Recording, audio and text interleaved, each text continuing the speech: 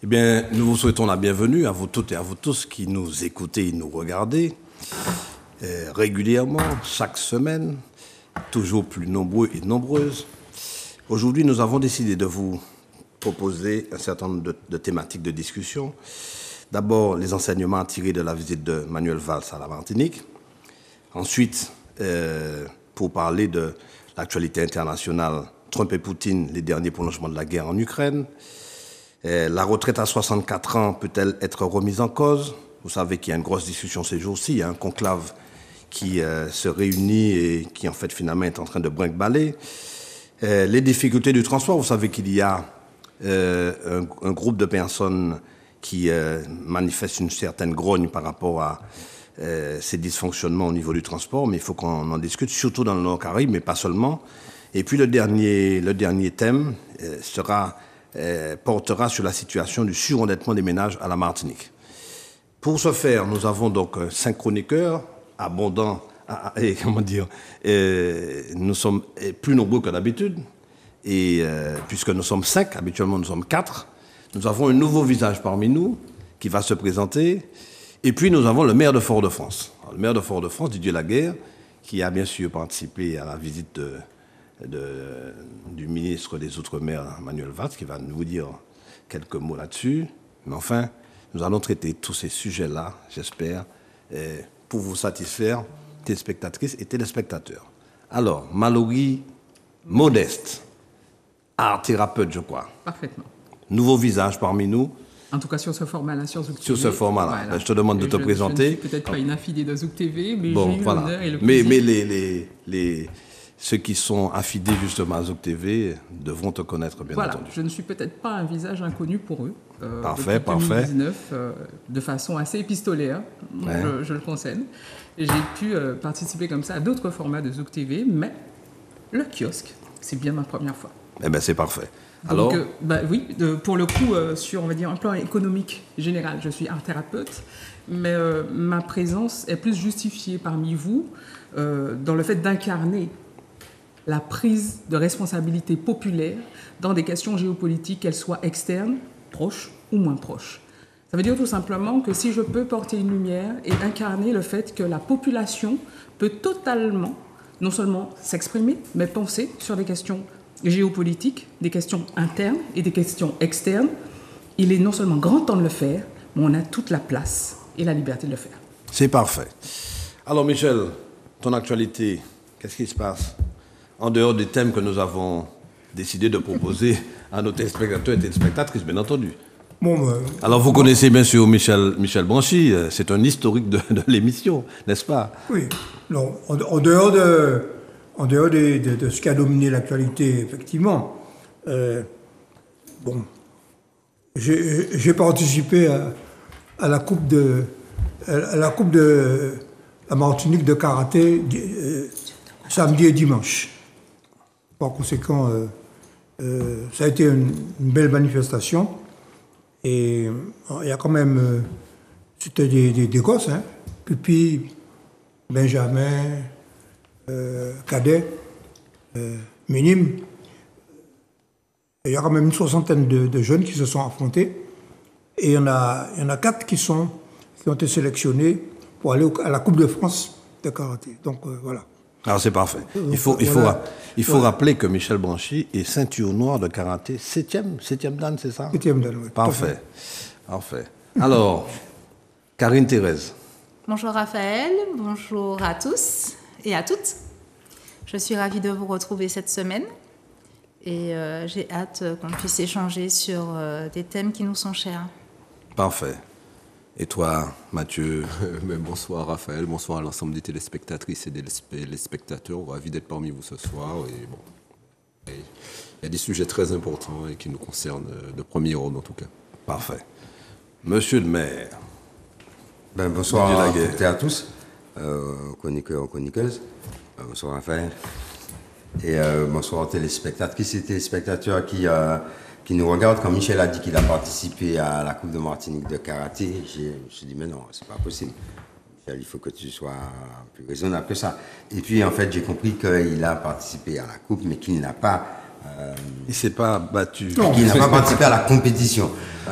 Et ça m'a rassuré. Ça m'a rassuré. Et je suis ravi d'être invité sur le kiosque. Je viens chaque fois que je suis invité, déjà. Je ne fais que là où je suis invité. C'est pour moi. Mais je viens avec plaisir.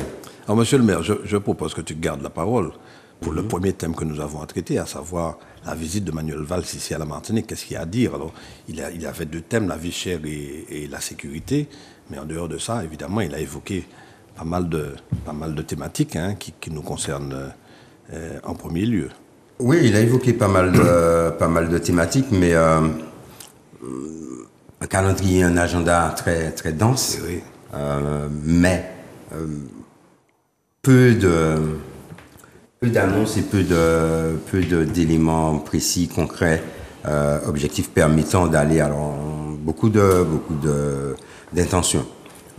Alors il a proposé quand même 10 millions d'euros pour les dégâts causés qui sont de l'ordre de 90 millions, si je comprends bien. Donc peu d'annonces, 10 millions d'euros pour faire face à 80 à 100 millions de dégâts. Voilà, donc ça me laisse un peu sur ma faim, quoi. Parce que même en matière de sécurité, on est confronté à un vrai problème. On est, je le dis, je ne cesse de le répéter, ça fait des années que je le dis, que j'alerte les différents gouvernements, les différents ministres qui passent. On est sur un phénomène d'envergure. Je rappelle, pour que tout le monde intègre bien, 75% de la cocaïne qui est saisie en France l'est en provenance des Antilles-Guyane ou aux Antilles-Guyane. Ça veut dire en clair que 75% de la cocaïne qui arrive en France passe par chez nous. Donc, il faut que le gouvernement, que l'État prenne ses responsabilités dans ce domaine-là. Et malheureusement, là encore, on a des mesurettes, on a des pansements, mais on n'a pas de vrais programmes d'action de la part de l'État qui permettent de faire face à ce phénomène-là, qui se traduit par du trafic d'armes qui est maintenant dissocié du trafic de cocaïne et qui se traduit par une montée de la violence de plus en plus forte. Alors on va me dire oui, mais c'est pourquoi l'État? Parce que c'est la compétence régalienne de l'État. C'est la compétence de l'État. Parce que l'État français met 3 fois moins de moyens que les pays européens pour faire face au trafic de stupéfiants, et en particulier au trafic de cocaïne. 3 fois moins de moyens que les autres pays européens. Et à un moment donné, il faut qu'on sache ce qu'on veut. Vraiment. Et c'est vrai que scanners, radars, drones qui ont été promis depuis des années ne viennent pas. Enfin, ils sont en train de venir. Ils sont promis pour arriver. Mais on est sur... En fait, en réalité, on est sur des politiques budgétaires. Ça demande des moyens. Mais il faut savoir ce qu'on veut, il faut connaître ses priorités. Ça demande des moyens humains, ça demande des moyens financiers, ça demande des décisions qui sont aussi exceptionnelles.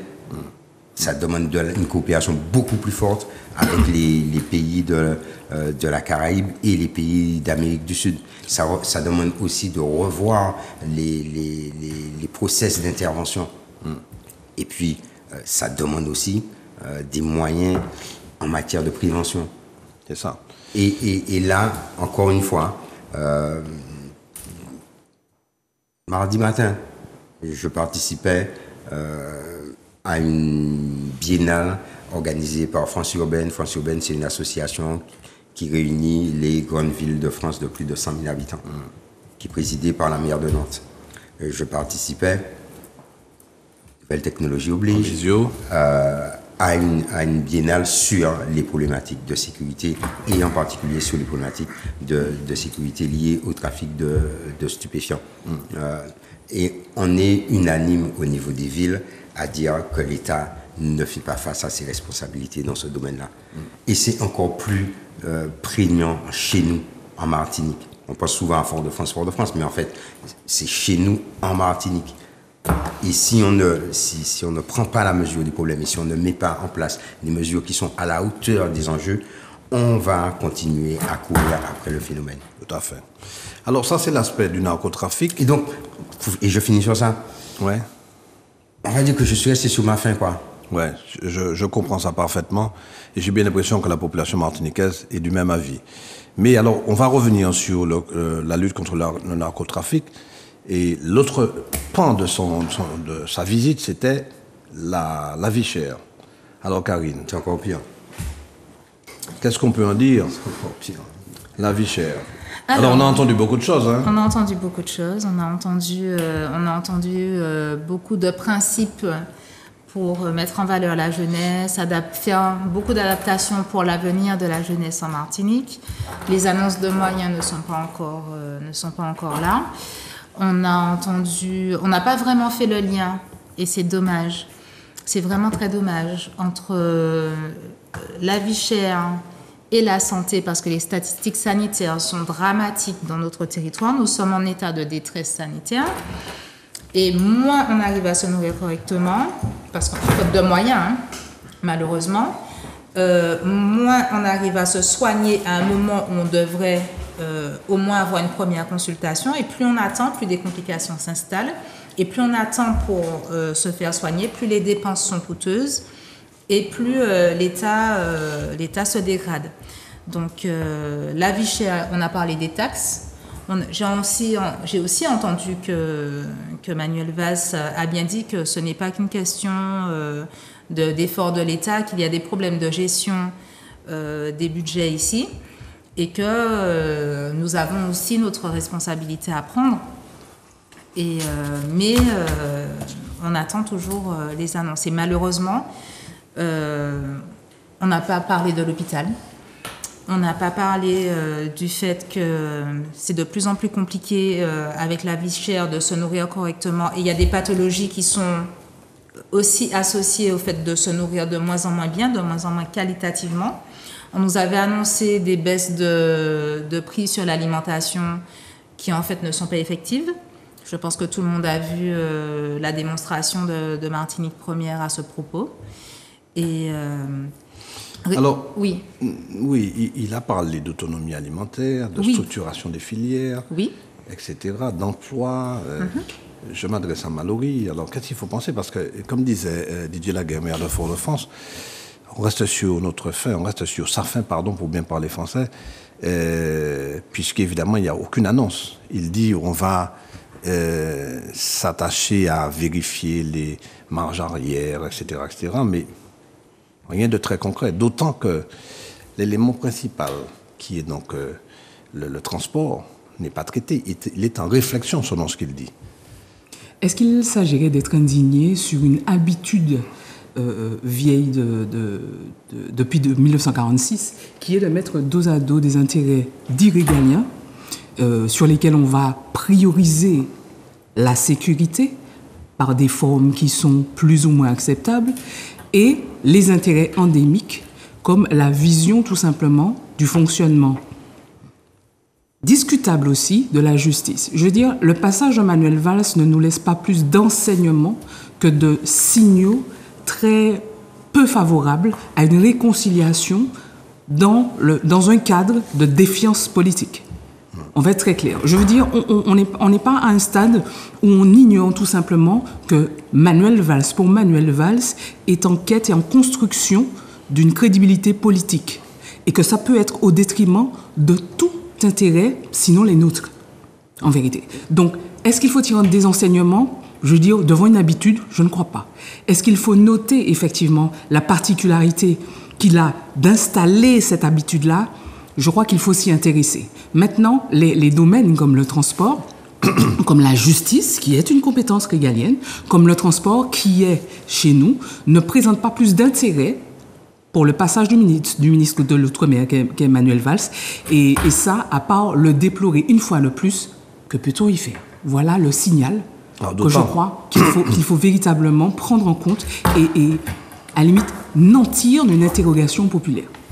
Vous avez entendu d'ailleurs, quand on lui parle de continuité territoriale, il dit attention, l'exemple de la Corse n'est pas à retenir. Bien évidemment. Ouais. Parce qu'évidemment, il sait très bien que la Corse, 300 000 habitants, comparé à 3 millions d'habitants dans les Outre-mer, évidemment, la note n'est pas la même.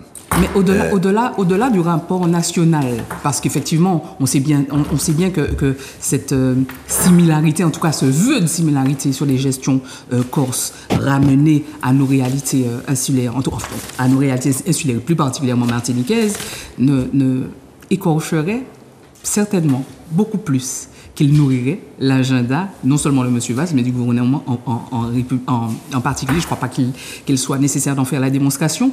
Il n'empêche tout simplement que nous avons aujourd'hui ce défi de considérer nos réalités martiniquaises, non seulement dans un rapport national, mais bientôt dans un rapport supranational. Parce que non, la question de l'identité martiniquaise reste, mais la question du RUP, donc de la région ultra-périphérique, se pose de façon de plus en plus pressante. C'est-à-dire ? Aujourd'hui, on a un litige sur l'application du CSE, de la fameuse charte sociale européenne qui se porte, qui va encore nous donner le défi séculaire de faire prendre en compte nos spécificités endémiques. Manuel Valls, là-dedans, n'a pas donné de signal d'intérêt à ça. Alors que c'est un enjeu, c'est un défi qui est proche, qui est très très proche, par rapport justement à l'agenda européen auquel nous sommes soumis, que nous le voulions ou non. Des actions comme celle menée par l'ONG Quimbered nous alertent suffisamment pour ça aujourd'hui. Nous avons des interventions aussi à l'Assemblée nationale de M. Califère et Elie Califère. Voilà. J'attendais un correctif éventuel si jamais je me trompais. Nous ramène aussi à cette réalité. Ça veut dire tout simplement que devant une visite éclair, complètement conventionnelle, complètement traditionnelle, qui met dos à dos les intérêts régaliens, les intérêts endémiques, ne nous donne pas, dans cette démarche, l'intérêt éventuel, potentiel, et aussi minime soit-il, des deux missions qui nous sont données aujourd'hui dans le temps, qui sont la représentation nationale de la Martinique et la représentation européenne. Et ça, c'est à déplorer aussi. Parfait. Alors Mathieu, par rapport à la revendication qui est là, qui est sur la table, à savoir que nous puissions bénéficier d'un pouvoir normatif, est-ce que tu as l'impression que Valls a entendu cette revendication-là? Est-ce qu'il a été sensible à ça? Parce que j'ai pas le sentiment que... Je n'ai pas entendu intervenir sur ces sujets, et même sur ceux qu'il avait annoncé avant, venir sur certains points bien précis, Vichy en narcotrafic. Il avait fait deux grandes thématiques de sa venue dans nos territoires. Je n'ai pas entendu grand-chose à part la proposition de loi, mais il aurait pu déjà s'avancer sur certains éléments de la proposition de loi. Concernant la continuité... Son projet de loi. Son projet de loi que va apporter le gouvernement, je n'ai pas entendu grand-chose. Je m'attendais à certaines annonces, notamment sur les 12 millions d'euros qu'il y avait dans l'accord qui a été signé, où l'État devait prendre en charge une partie et le reste devait être pris en charge par les transporteurs. Quid de cela? Il a dit que c'est toujours en étude, qu'ils sont en train de travailler dessus. Tu l'as dit tout à l'heure là, concernant la continuité territoriale, le fait qu'on nous ait mis une taxe de 40 € sur l'ensemble des prix des billets d'avion, où les Martiniquais ont déjà du mal à se déplacer, ne se déplacent pas que par tourisme, mais que par plaisir, contrairement à ce qu'avait dit la ministre du Transport à une époque. Donc, ce qui fait qu'il n'a rien dit dessus, à part que les gens vont bénéficier d'aide de l'ADOM. Ils ont voté une aide supplémentaire, mais tout le monde ne peut pas bénéficier de cette aide de l'ADOM. Et tu l'as dit encore une autre inégalité, 24 fois plus dans l'aide qui a été votée, pour la Martinique, pour l'ensemble des départements des territoires des Outre-mer, c'est environ 6 € par tête d'habitant. Pour la Corse, 146 €. 24 fois plus quasiment. Donc on voit bien qu'il y a encore une inégalité à ce niveau-là et que vraiment qu'on ne nous prend pas en considération et qu'alors qu'on a déjà du mal à se déplacer et on ne rajoute pas les 220 millions d'euros qui sont déjà versés chaque année pour la Corse, pour la continuité territoriale. On ne parle même pas de ça. Donc ce qui fait que, honnêtement, je n'ai pas vu grand-chose de cette visite-là. Je suis vraiment déçu. Un sujet que Michel connaît très bien, notamment sur le fait que pour l'ensemble des collectivités, mais même toi aussi, tu étais au Conseil général, quand on parle d'AIS, sur l'ensemble des aides que les collectivités apportent pour la population, APA, PCH, etc., les aides que touchent les gens, RSA notamment, entre autres, on sait que chaque année, il y a un déficit de 150 millions d'euros. C'est environ 350 millions d'euros qui sont versés à la population par aide sociale, pour obtenir des aides, qui obtiennent des aides sociales. On a un déficit de 150 millions d'euros. Là-dessus, quid? Il n'a rien dit. Il fait comme si ça n'existe pas et comme si qu'il faut qu'on s'entende sur les chiffres, que les chiffres ne sont pas clairs. Mais les chiffres sont clairs. Au-delà de Serge Letchimy qui l'a dit, Michel Branchi, quand il était au pouvoir avec Alfred Marie-Jeanne, ils ont fait un courrier. Ils avaient déjà fait un courrier pour interpeller l'État pour réclamer 750 millions d'euros. Là, entre-temps, les années sont passées. Bien sûr, on est déjà à plus de 2 milliards. Je vais encore là, plus il loin. fait... Oui. Je vais encore plus loin que ça. Depuis l'époque du Conseil général, il y avait une différence entre ce que versait l'État et ce que versait le Conseil général au titre des aides individuelles de solidarité.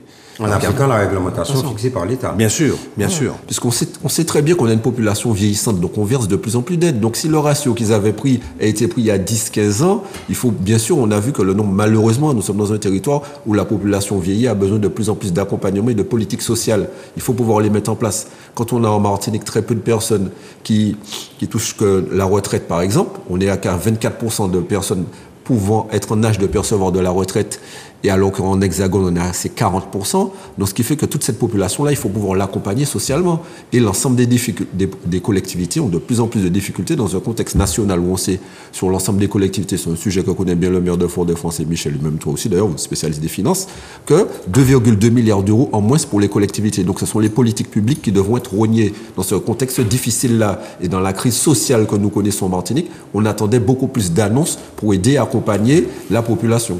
Alors, le projet de loi, Michel, qui est en préparation par Manuel Valls, il dit, j'attends des parlementaires qui fassent des propositions. Alors, il y a 2 propositions qui sont sur la table, celle de Victorin Lurel et celle de Béatrice Bellé, pour l'instant. Bon, alors, je suis membre de l'Observatoire Des prix. et j'ai été convoqué la veille en catastrophe. J'y suis allé. Contrairement à ce que certains disent, que nous sommes des fauves, nous sommes devenus des fauves qui sommes devenus des moutons. Bon. Je pense que il faut considérer les choses de manière dialectique. Les luttes du peuple martiniquais ne sont pas des luttes inutiles, et à travers les propos de Manuel Valls, on voit quand même un certain nombre d'avancées. C'est-à-dire que le gouvernement est obligé quand même de reculer sur un certain nombre de choses. En particulier, sur la question, par exemple, du renforcement des équipes de la DDCCRF, bon, j'ai entendu avec intérêt mes anciens collègues de la DITS, Ouais. qui ont expliqué que la DCCRF avait été... Alors, précise la DCCRF pour la les Direction téléspectateurs. départementale de la concurrence, de la consommation et de la répression des fraudes, anciennement contrôle des prix. Voilà, c'est ça. Anciennement une administration contrôle des prix. Et ils ont donné quand même des chiffres. En gros, ils ont contrôlé quand même les baisses de prix à partir de, en s'entourant de précautions méthodologiques, en observant les prix 6 mois avant l'annonce de la baisse et les prix après. Ils ont commencé, et ça donne un certain nombre de chiffres, bon, environ 7%, et ils vont donner les chiffres au mois d'avril-mai. Bon. Donc, j'ai noté ça. C'est-à-dire que ce que nous n'avions pas obtenu en 2009, c'est-à-dire un contrôle de l'application des dispositions arrachées, on commence à l'avoir. Alors, tu as parlé de projet de loi. Ben oui. Alors, il y a 2 projets de loi socialistes. Un de Mme Bellé et l'autre de M. Lurel. L'un, c'est l'extension du bouclier qualité-prix. Et l'autre, en gros, c'est renforcer les moyens de la concurrence. En gros, je résume. Et puis, rien sur ce qu'on a parlé, notamment la question du transport. Alors, la question du transport est simple. Fret, oui. Bon, moi, personnellement, je l'ai toujours dit ici, je suis contre l'expression de continuité territoriale. C'est une expression assimilationniste. C'est un gros mot. Ça veut dire que continuité territoriale, ça veut dire qu'il n'y a pas de différence entre la Martinique et la France et l'Europe. Par contre, je vais utiliser l'expression qui était utilisée par Paul Vergès d'ailleurs, quand il était sénateur, l'expression de désenclavement géographique. Nous devons effectivement obtenir ça. Alors, le problème est le suivant, c'est qu'il y a un monopole. Le monopole, c'est la CMA-CGM. Et tant qu'on ne touchera pas au monopole de la CGM, et donc au tarif de fret maritime, alors l'État est confronté à d'un côté, le patronat crie continuité territoriale, donnez-nous, pour qu'on puisse arriver aux 20%, donnez-nous le complément de la baisse et de l'aide au fret maritime, ce qui veut dire le vote chaque année dans le budget de l'État, effectivement, il a besoin. 3 millions de personnes, et puis par rapport à la Corse, bon, je m'excuse, hein, ça fait décalculer, c'est 3 milliards. Oui, clairement. C'est 3 milliards. Ouais, clairement. Donc, au moment où la France est désargentée. Ouais. Bon, et elle cherche 40 milliards pour aller faire la guerre en Ukraine. Tout à fait. Bon, alors, ce qu'a dit quand même, ce qui est intéressant quand même, il a annoncé un certain nombre de principes. Alors, je les ai notés quand même parce que les principes de monsieur... Je veux dire les mots qui vont structurer son projet de loi. La concurrence, bon. Ouais. La concurrence. La concurrence, la transparence, l'exigence, Exactement. le bon sens et bien encore bien derrière. Je m'arrêterai au mot concurrence. La renaissance. La renaissance, c'est le changement de l'économie. Bien sûr, nous sommes tous d'accord. C'est le dernier, ça. Il y a des problèmes. Le problème de la vie chère, il y a des mesures de court terme qu'il faut prendre pour soulager la Martinique pauvre, la Martinique qui purge, les gens qui n'arrivent pas à boucler un caddie d'alimentation. Donc il faut prendre des mesures. Je ne suis pas contre le fait qu'on ait pris des mesures dans un protocole. Pourquoi pas? Oui, pourquoi pas? Pourquoi pas? Par contre, la concurrence. L'autorité de la concurrence est déjà intervenue en 2009, en 2019.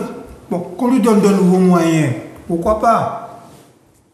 Mais la concurrence, par définition, je renvoie aux études de mon ami Jean Cruzol, même si je ne suis pas toujours d'accord avec lui. Mais il a fait des études sur les petites économies insulaires. Par définition, la concurrence dans une économie insulaire est limitée. Parce que le territoire est petit et le nombre d'acteurs est limité. Par conséquent, il y a des monopoles à Trinidad.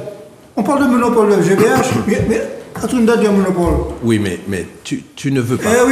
Michel, tu ne veux pas qu'on parle de continuité territoriale, mais nous savons très bien que le surcoût est lié en particulier au fret maritime. Nous sommes d'accord. Donc il y a deux solutions. Soit tu négocies. C'est le mot que je dis. Mais oui, tout à fait. Soit tu négocies avec la CMA-CGM qui a le monopole du transfert. Eh bien voilà. Soit tu ajoutes de l'argent, effectivement, pour baisser. C'est ce que j'ai essayé de dire. Voilà. Bon, et on est dans la quadrature du cercle. Si je peux me permettre, ils ont quand même des subventions pour ce transport. Hein. Et quand ils ont eu les ristournes, ça n'a pas été répercuté sur les prix. Ça a été retiré du projet de loi. Si on se rapporte aux bénéfices que fait la CMA-CGM, c'est 22 milliards il y a 2 ans. 22 milliards l'année dernière. Oui, 21 milliards l'année dernière. Il y a 2 ans, 22 milliards. Donc ça veut dire que véritablement, il y a possibilité de négocier avec eux. Enfin, au contraire. Mais alors, j'aurais aimé entendre Didier Laguerre sur le problème des prix. J'ai vu une proposition qui est dans le parlementaire européen qui a dit qu'il faut que l'État fasse un genre d'appel d'offres public. Oui, pour une compagnie, mettre en place une compagnie. En garantissant aux entreprises de transport maritime un certain volume nombre de conteneurs, parce qu'ils ne viendront pas s'ils n'ont pas un minimum de conteneurs à transporter. Oui, bien sûr. Bon. Ouais. Et avec la possibilité de donner, un peu comme dans un marché public, donner le transport à plusieurs transporteurs. Pourquoi pas attributaire. Plusieurs attributeurs. Alors DJ, tu connais ça en tant que maire. Bon. Attends, Michel. Mais pourquoi pas? On va distribuer la parole. C'est une solution. Ouais. Mais il y a une autre solution. Et ça passe par l'Europe. C'est-à-dire. C'est fixer les tarifs. Fixer les tarifs. C'est ce qu'il a à te dire, donc. C'est ce qu'il a à te dire. Mais non, mais nous sommes. Ah oui. J'ai parlé tout à l'heure de capitalisme colonial.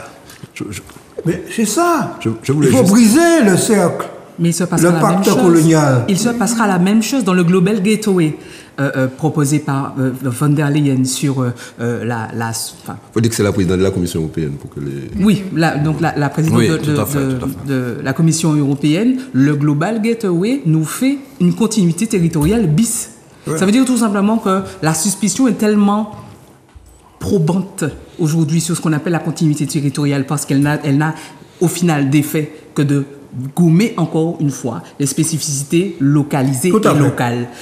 Aujourd'hui, par rapport à notre position géographique pure, le Global Gateway, vient nous faire une proposition complètement dupliquée de cette continuité territoriale. Et le transport transrégional qui ne présente plus, et je dis bien en termes de présentation, la CMA-CGM comme opérateur prépondérant, va nous pondre un schéma qui est identique. Aujourd'hui, la question qu'on peut se poser en complémentarité des études et de votre vision et de votre analyse, c'est est-ce que la représentation locale sera assurée par les mêmes? Est-ce que l'interlocuteur, celui qui sera garant justement des spécificités aussi longtemps invisibilisées, resteront les mêmes? Je n'ai pas très bien compris. Est-ce que dans justement cette duplication de couloir de la mort, parce que vous l'appelez collectivité territoriale, je l'appelle couloir de la mort, ça veut dire tout simplement que nous sommes pris dans un rapport de consommation et de mini-production. Depuis 1635. Hein. Absolument, mais bon. aujourd'hui, je le qualifie de couloir de la mort, avec la paupérisation galopante. Après toutes ces années et le manque finalement d'effets de développement, je rappelle quand même que le Global Gateway nous met dans la catégorie des PEID, donc des petites économies insulaires en voie de développement. Oui. Mais depuis ça, quel développement avons-nous montré? De quel développement avons-nous joui? Rien, à part des exodes, à part des changements démographiques, et encore pas pour le mieux. Les PEID, c'est pas parce qu'on nous donne une nouvelle casquette de PEID que notre fonctionnement a changé. Ouais. Le Global Gateway revient avec les mêmes problématiques et les mêmes solutions en termes de transport, en termes de diversification énergétique, avec exactement les mêmes mécaniques. À quel moment les représentants de nos insularités vont changer et vont délivrer une image qui est beaucoup plus près des réalités, donc du principe réalité économique, sociale et financière. Je ne sais pas, en tout cas, je suis membre d'un parti politique, mais essayons de notre part à chaque fois de faire des propositions et de lutter pour que les intérêts de nos pays, très concrètement, ce que nous devons tirer de la visite de M. Valls, c'est que le projet de loi qu'il va faire soit discuté par nos parlementaires et qu'ils aient la possibilité d'y mettre en particulier le retour au contrôle des prix. Parfait. Alors, Michel. Parce que la FEDOM a sorti un édito de M. Pion-Boucla. Qui est ça? Le patron de la FEDOM. Le patron de la FEDOM. Bon, oubliez nous. Mathieu. Bon, c'est qui? Mariton. Non, mais alors, non, mais. Bon, en tout cas, il a. Mariton. Je vous invite à lire. Alors, je vous invite la lettre hebdomadaire. Faut lire. Oui, ben on lit. Je vous ai parlé de dialectique. Faut lire ce que disent nos adversaires. Mais bien sûr. Si on veut comprendre, les combattre, il faut connaître leur pensée. Savoir ce qu'ils pensent, il faut savoir comment ils pensent. Et comment ils pensent. Bon. Absolument. Bon, donc là, Hervé Mariton, le type nous a expliqué que le contrôle des prix, c'est une aberration qui provoque la pénurie et le sous-développement. Alors je réponds, je ne vais pas rentrer là-dedans. Oui, mais l'ordonnance de 1945 sur le contrôle des prix en France, elle a été signée par le général de Gaulle. Bon. De 1945 à 1987, la France n'a pas eu de pénurie, elle n'est pas devenue un pays sous-développé. Et je termine là-dessus, quand à l'Observatoire des prix, M. Lurel est venu proposer son BQP, je lui ai dit que ça ne menait nulle part. Il m'a dit que je voulais soviétiser l'économie martiniquaise. En tant que communiste. Didier, j'aurais bien aimé connaître ton point de vue. tout à fait faux. Ton point de vue là-dessus. Je sais que tu es sur la ligne de pensée néolibérale. Je sais ça. Mais nous ne sommes pas d'accord. Bon, allez Didier. Nous ne sommes pas d'accord. Donc comment tu vois les choses? Que les parlementaires puissent contribuer à un projet de loi gouvernementale, ça me paraît normal. Mais enfin, quand même, il y a un travail qui a été fait. Ouais. D'accord? Il y a un certain nombre de propositions qui sont montées. Il y a un certain nombre de décisions qui ont été actées. C'est là que je dis que l'État ne prend pas ses responsabilités. Que l'État prenne ses responsabilités. Tu peux l'appeler continuité territoriale, tu peux l'appeler comme tu veux. Tu veux négocier... Elle est au fait maritime. Je prends l'expression de Sergio. Appelle-la comme tu veux. Tu veux négocier avec une entreprise qui dégage 22 milliards de bénéfices. Quand tu as un État qui dégage combien de milliards de déficit? L'État français n'a pas les moyens de négocier avec la CMA-CGM. L'État a les moyens de subventionner le transport pour diminuer une partie du coût de ce transport sur un certain nombre de produits. En sachant qu'on parle de continuité, on parle de transport maritime. Tu n'as pas besoin de transport maritime pour ça. Et pourtant, tu as des tarifs qui sont exorbitants. Sauf pour l'appareil, que tu payes au même prix qu'à Paris. Mais par contre, pour l'abonnement, tu sens la facture passer. Là, il n'y a pas de bateau. Hein. Pas de bateau. Ouais. On est bien d'accord. Là, il n'y a pas de bateau. Là, il y a juste de la technologie. OK?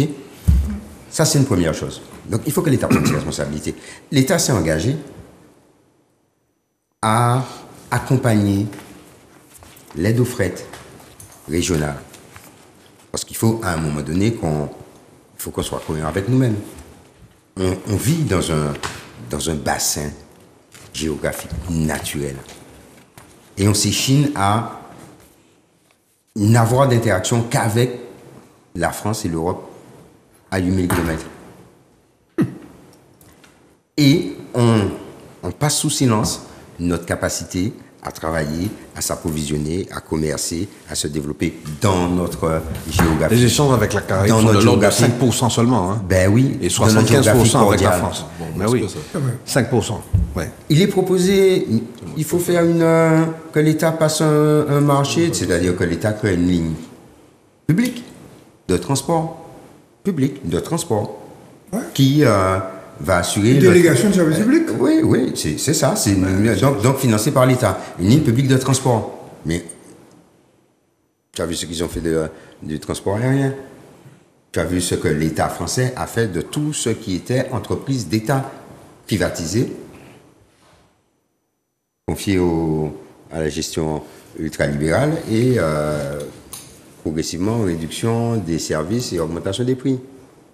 Donc tu penses bien que l'État ne va pas s'engager dans cette direction-là. C'est clair. Donc il faut déjà commencer par traduire par la loi, et ça c'est la possibilité, c'est le pouvoir du gouvernement, traduire par la loi les avancées qui ont déjà été faites et qui ont déjà été actées de façon à ce que ça se traduise, que ça donne des effets. Ça c'est la première chose. La deuxième chose, c'est que quand on parle vie chère, et j'aime bien entendre parler des collectivités. Pourquoi? Je paye mes factures au même prix qu'une collectivité française. Je paye mon enrobé au même prix qu'une collectivité française. Je paye ma tonne de ciment au même prix qu'une collectivité française. Je paye mes fournitures pour la restauration scolaire au même prix qu'une collectivité française. L'hôpital de la Martinique s'approvisionne au même prix qu'un hôpital français. Donc quand on parle de vie chère, on parle de tout ça. C'est ça, bien sûr. On parle du coût de la vie. Pas simplement de l'alimentation, mais du coût de la vie en Martinique. Et du coût de la vie qui s'applique aux collectivités locales.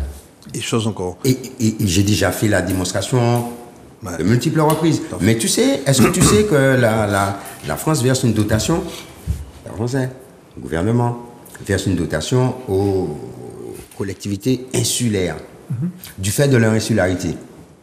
Tout à fait. Les collectivités insulaires qui ne sont pas trop éloignées, bien évidemment. Qui sont pas trop... L'île de Ré. L'île de Ré sans... Voilà. On est sur les collectivités qui sont sur le rivage français. Pour faire face aux problématiques d'éloignement et de difficultés d'approvisionnement par rapport aux collectivités dites continentales. Ouais. Et donc, là encore, l'État doit prendre ses responsabilités. Et je ne suis pas loin d'être d'accord avec Michel. Là, tu vois, pour une fois, je ne suis pas loin d'être d'accord avec Michel.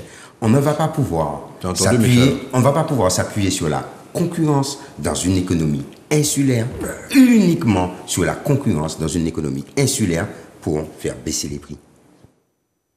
À un moment donné, il faut admettre qu'il faut qu'il y ait un encadrement. On parle de monopole et de concentration, mais ton monopole, il n'est pas tellement sur la distribution. Hein. Ton monopole est sur la chaîne d'approvisionnement. Clairement. Il est sur la chaîne d'approvisionnement. Donc, il faut pouvoir avoir un contrôle sur cette chaîne d'approvisionnement qui fait grimper les prix. Parfait. Et cette multiplication des acteurs. Et ça, c'est de la responsabilité de l'État. Et quand l'État veut faire, il sait faire. Donc moi, ce que je vois, et quand j'entends dire il y aura un projet de loi, on va faire un projet de loi sur la problématique de la vie chère, mais pour dire quoi? Ça fait non pas des mois, parce qu'on dit que ça fait des mois, ça fait des années. Yves Gégaud, qui était ministre de l'Outre-mer en 2009. Il a réussi à exprimer très récemment, et qui a sauté. Qui a sauté à cette époque-là, a reconnu, a identifié le problème, a reconnu le problème et a reconnu la nécessité d'une intervention forte de l'État. Parce que, en l'occurrence, un modèle libéral, ultralibéral, de concurrence ne peut pas fonctionner. Il ne peut pas fonctionner. Mais ça peut arriver que des prix soient encadrés. Le prix de l'essence est encadré. Et parfois, on se pose des questions à qui profite. À qui profite le crime. Non, je voulais pas dire l'encadrement. Je voulais pas dire ça comme ça. Mais à qui profite le tarif appliqué? D'accord? À qui profite le tarif appliqué? Le prix du gaz est encadré et le prix de l'électricité est encadré. À un moment donné, quand on dit il faut revoir le modèle économique, il faut aussi mettre des moyens financiers pour développer des filières locales et pour développer l'approvisionnement. Tu veux mettre une ligne maritime Le Havre, Fort-de-France, Marseille, Fort-de-France, mais plutôt une ligne maritime financée par l'État qui fait la liaison entre tous les pays de la Caraïbe. Et donc qui te permet, plutôt que d'importer de la viande de bœuf origine CE, origine France, mais d'importer de la viande de bœuf, il produit dans la Caraïbe. C'est caché, Charal. On va ce que tu manges, Michel. 10% de matière grasse, quand même, pas trop de matière grasse, Michel, 10% maximum. C'est le minimum. D'importer de la viande, de la viande bovine, de la Caraïbe, de l'Amérique latine, viande bovine, tu sais ce qui va se passer? Cette viande bovine, à laquelle on n'a pas accès, je parle de la viande bovine, mais je pourrais parler du bois, je peux parler de toutes les matières premières, de toute la richesse qu'on a autour de nous dans la Caraïbe, dans l'Amérique du Sud. Ça va avec les accords que l'Europe a passés avec l'Amérique du Sud. Ça va partir en Europe pour nous revenir. Et tu vois, et ce sont les mêmes qui vont importer, qui se secouent au passage, exporter. Mais tu sais, on a l'impression que Valls comprend ça. Intellectuellement, il le comprend. Mais bien sûr qu'il comprend. Mais là, il est inséré dans un système qui est plus fort que lui. Et c'est bien pour ça que je parle d'une volonté gouvernementale. Donc je m'attends, lorsqu'un ministre de l'Outre-mer vient dans un contexte comme le nôtre, dans une situation comme la nôtre, j'attends du ministre qu'il donne des éléments concrets et non pas des idées et des principes. Parce que aujourd'hui, ce dont on a besoin, c'est d'une traduction de l'accord qui a été passé, mais surtout d'une extension et d'un travail pour agir sur le coût de la vie à la Martinique. Et ça sous-entend un certain nombre de mesures structurelles. Tout à fait. Ça sous-entend l'accompagnement des filières de production martiniquaise. Moi, je te dis... Et de la diversification agricole. Clairement. Il l'a évoqué, mais moi, je te dis, le système est plus fort que lui. C'est bien évoqué, Raphaël, c'est bien évoqué. Mais oui. Alors, c'est peut-être mon petit défaut, hein. C'est bien évoqué, mais c'est encore mieux de commencer à faire. Nous sommes bien d'accord. Parce que on va évoquer encore pendant des années, comme on évoque des radars et des drones et des outils de contrôle d'accès de nos côtes depuis des années. Absolument. Bon, Karine, c'est à toi. Manuel Valls. Et puis on va changer de sujet parce qu'on va faire toute l'émission sur ça. J'aurais bien aimé quand même m'exprimer un peu. Non, mais je t'en prie, vas-y. On a parlé du POSEI, qui est très mal réparti entre la canne et la banane, etc. 96 millions d'euros pour la banane. Pratiquement 70% pour la canne et la banane. 4,3 pour la diversification.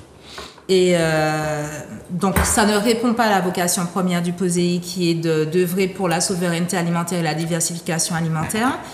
Nous avons les moyens de mettre en place une dépollution des sols au chlordécone. D'ailleurs, il y a eu une intervention d'un membre de l'OPAM qui a bien décrit qu'il y a une molécule qui arrive à bien dépolluer, même si ça va prendre des années, mais le mécanisme sera déjà nettement accéléré pour dépolluer nos sols. Il y a des techniques agricoles qui peuvent nous permettre de bien diversifier l'offre alimentaire locale. Et je pense que dans un souci et de souveraineté alimentaire et d'empreinte énergétique et de pérennité de nos ressources, de miser sur ça à la fois économiquement, mais aussi dans un but sanitaire, parce qu'il n'est pas dit que ce qui est importé soit moins pollué. J'aurais aimé aussi que Manuel Valls mette davantage le doigt sur les inégalités et les injustices que nous avons sur le territoire. Effectivement, nous n'avons pas parlé de l'hôpital, mais nous n'avons pas non plus parlé du vol des terres. On a parlé du narcotrafic, on a parlé du fait d'adapter les formations pour la jeunesse, et aussi on a évoqué également la baisse démographique. Mais en fait, quand on se rend compte de la façon dont sont gérées les fonctions publiques, à la fois localement mais aussi au sein de l'État, il y a trop de dissonance et on fait tout. Alors, imaginez qu'en France, les gens partent juste pour ne pas payer des impôts. Nous, en Martinique, nous avons les mêmes problématiques qu'en France, encore plus pertinentes, encore plus impactantes, et on explique aux gens, non mais il faut rester. Et en fait, il y a trop d'inégalités de traitement. Je prends l'exemple, Didier Laguerre parlait tout à l'heure des services de télécommunication qui sont 37% plus chers localement, sans compter le logement, sans compter l'alimentation 40%, sans compter la mobilité, parce que la mobilité, ce sera bientôt un mot qui va faire rêver, ce sera un luxe de pouvoir prendre l'avion. On parle de mobilité douce maintenant. On parle de mobilité douce. Mais de qui se moque-t-on? Pour aller en Guadeloupe, il faut payer 400 € pour un aller-retour. Un saut de puce. C'est un petit peu baissé. Je rappelle que quand il faut aller en Corse ou quand on doit aller de la Réunion à l'île Maurice, c'est moins de 100 € l'aller-retour. Donc, quand on nous parle de coûts budgétaires, etc., il faut payer le kérosène. Non, mais on nous a trop fait avaler de couleuvres. Et au bout d'un moment, il faut arrêter. Maintenant, je pense que Manuel Valls a compris que là, il est revenu dans l'arène politique française. Et comme il a spécifié en fin de discours, il ne compte pas partir, il compte rester là pendant des années. Et pour marquer le coup, je pense que l'enjeu pour lui, c'est de faire ce que les autres n'ont pas réussi à faire jusqu'à l'heure d'aujourd'hui. Mais on n'a pas parlé d'abus de position dominante, on n'a pas parlé des décisions les plus courageuses qu'il aurait dû prendre et des sujets les plus épineux. Donc, on attend de voir. Il y a beaucoup de points d'interrogation. Il n'en est qu'à ses débuts en tant que ministre de l'Outre-mer. Après, il est quand même entouré de personnes qui connaissent. Il a eu énormément de renseignements en venant ici. Nous espérons qu'il en fera bon usage. Parfait. Alors, nous allons passer quand même à notre deuxième thématique, parce que sinon, on risque de rester sur toute l'émission, comme disait Didier, sur effectivement la visite de Manuel Valls. Alors, c'est vrai que c'est important pour nous, parce que nous savons que nous sommes un peu à la croisée des chemins. Ça fait longtemps que nous y sommes, mais nous sentons, à la lueur de ce qui s'est passé récemment, nous sentons que là, tout peut basculer. Parce que nous sommes dans une situation qui est trop grave. Il y a trop d'inégalités, je reprends ton terme de tout à l'heure, Karine, trop d'inégalités et forcément trop de frustration de la part de la population. Bref, nous allons de toute façon revenir sur ces modalités proposées par Valls, puisque de toute façon, il a promis que son projet de loi sortirait avant l'été en France, enfin pour nous les grandes vacances. Avant l'hivernage. Bon, les grandes vacances. Entre guillemets. Entre guillemets. Nous pas n'y été ici. Le projet qui sera examiné par le Parlement, puis on verra bien ce que ça va veut dire que ça ne sera pas appliqué avant. Oui, mais quoi qu'il en soit, il faut que nous parlementaires soient debout. Non, mais là, ce que je veux dire, c'est pas que les parlementaires, parce que comme l'a dit DJ, il y a des propositions qui ont été faites, il y a un travail qui avait déjà été mené par les élus, DJ le sait, parce que il y a des rapports qui ont été rendus, qui ont déjà été envoyés au gouvernement, avec des auditions qui ont été faites dans les différents secteurs de l'économie martiniquaise, rencontres avec les syndicats, avec tout le monde à ce niveau-là. Il y a un travail qui est fait, qui a été mené par la collectivité et qui a été envoyé. En plus, il y a des négociations, et dans le cadre de ces négociations-là, il y avait un accord avec des doléances qui sont remontées aussi. Parce que si c'est pour se retrouver avec un bouclier qualité-prix renforcé comme ce qu'on a vu être proposé il n'y a pas longtemps à l'Assemblée nationale, on n'en veut pas. On est déjà à 5000 produits. Et là, on nous propose 5000 à 6000 produits. 6000 produits en rajoutant la TVA à taux zéro, plus la baisse de l'octroi de mer. Et là, on veut nous faire un bouclier qualité-prix renforcé franchement, on veut revenir à 200 produits.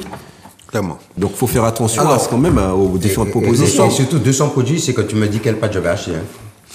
C'est pas que tu me dis que je vais acheter des familles pâtes. De produits. Tu me dis, c'est des pâtes torsadées de telle marque. Ouais. Voilà. Sagittaire.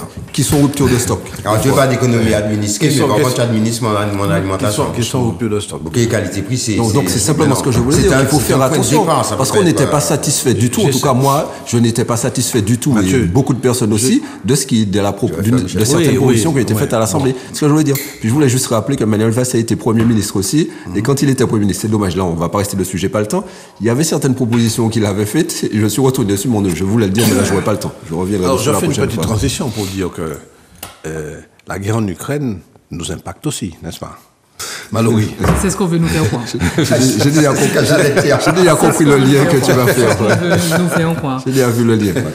Au-delà. C'était pour faire la transition. Absolument. Et transition, alors peut-être pas aussi douce que les mobilités douces, que je vais revenir dessus, parce que c'est quand même une aberration d'un point de vue local. Peut-être pas aussi douce que les mobilités douces que veut nous vendre le fameux Global Gateway. Il n'empêche que la guerre en Ukraine, qui est un des principaux fournisseurs en termes d'alimentation via les céréales et d'énergie, via le gaz et toutes les matières qui animent le fonctionnement énergétique du continent, ne peut pas expliquer l'ultraprédation dont nous sommes victimes en vrai, dont nous sommes victimes, et sur le plan économique et sur le plan financier. Je veux dire, c'est un argument, c'est une espèce d'élément de langage imposé, mais qui n'a aucune réalité locale. Et est-ce qu'il faut démontrer ça? Je ne suis pas sûr. Maintenant, on va dire les enjeux géopolitiques extérieurs entre, puisqu'on va parler de guerre en Ukraine, j'imagine qu'on va opposer Trump à Poutine comme les médias professionnels. Ou les remettre ensemble. Absolument, mais justement, il s'agit de ça. Trump et Poutine comme il s'est agi et il s'agit encore dans les médias conventionnels. La guerre en Ukraine aujourd'hui fait face à, enfin en tout cas révèle dans un premier temps, une domination, l'ultraprédation que je viens d'évoquer, qui se retrouve dans toutes les chartes, mais en tout cas ici, l'ultraprédation justement on va dire de force et d'un complexe militaro-industriel qui a complètement zappé, je ne crois pas faire de la démagogie en disant ça, qui a complètement zappé non seulement l'intérêt populaire, mais l'intérêt démocratique. Je crois que l'un des points de réflexion qui est le plus sensible et le plus accessible à nous, populations concernées, parce que s'ils ne se mettent pas d'accord sur un cessez-le-feu, s'ils ne se mettent pas d'accord dans une ambiance de guerre, nous sommes quand même, nous, populations, en première ligne, et certainement pas eux. Maintenant, aujourd'hui, cette ultra-prédation sociale, économique et financière qui fait de nous aussi des victimes est révélée par cette guerre en Ukraine et nous montre encore notre non-implication, notre non-responsabilisation et notre silence par rapport à ces enjeux-là. Alors, est-ce qu'il faut justement ramener cette question-là à un niveau populaire et nous forcer à penser notre expression, notre responsabilisation, notre parti pris dans d'autres formes, avec l'émergence, par exemple, d'outils comme les réseaux sociaux? Je crois que c'est à notre niveau, puisque nous ne sommes pas au niveau des complexes militaro-industriels, à notre niveau, je crois que ce sont des points de réflexion dont nous devons nous saisir de façon très urgente. Parce qu'effectivement, en tout cas, moi j'ai cette lecture où on avance tout doucement dans un collapse de deux masques concernant nos insularités. Le masque national qui est en train d'être transféré doucement sur un masque supranational qui revêt encore cette ultraprédation-là, qui revêt encore cette négation de nos spécificités, ce masque supranational qui va encore décider à notre place. Alors, Michel, nous avons eu souvent des discussions autour de cette guerre, cette confrontation entre la Russie et l'Ukraine. Je sais que tu as une lecture un peu particulière. L'agression n'est pas forcément celui qu'on croit, n'est-ce pas? Ce serait bien que tu nous donnes ton point de vue là-dessus, de ce qui se passe aujourd'hui, la discussion entre Poutine et Trump, qui, de mon point de vue, sont en train d'essayer de dépecer l'Ukraine. Puisque je finis. Attends, non, mais je finis, je te donne mon point de vue. Une connotation idéologique. Bon, attends. C'est fait exprès. Quand tu dis qu'ils sont en train de dépecer l'Ukraine, laisse-moi finir. Il va te donner son point de vue. Mais oui, laisse-moi finir. Non, mais laisse-moi finir de te dire ce que je pense. Je suis en train de décortiquer ce que c'est que l'utilisation des médias. Je te donne la parole et des mots. Je te donne la parole tout de suite. Moi, ce qui me choque, c'est qu'il y ait une discussion entre Poutine et Trump, sans même que Volodymyr Zelensky soit concerné par cette discussion. Tu vas déjà en conclusion. Tu vas déjà. Alors, j'aimerais bien. La question comporte déjà la conclusion que tu souhaites. Alors moi, je te réponds. Ça, c'est sûr. Moi, je te réponds. Pour des raisons de géopolitique internationale et nationale américaine, Trump a décidé de rompre avec l'Alliance Atlantique qui le liait à l'Europe. Et les Européens, ils ont fou et puis la Tchéo. Depuis 3 semaines, ils cherchent un nouveau chef. Qui est-ce qu'ils ont trouvé comme chef? Macron et von der Leyen. Bon. Von der Leyen propose 800 milliards de dépenses. Des fonds de guerre. De fonds de guerre.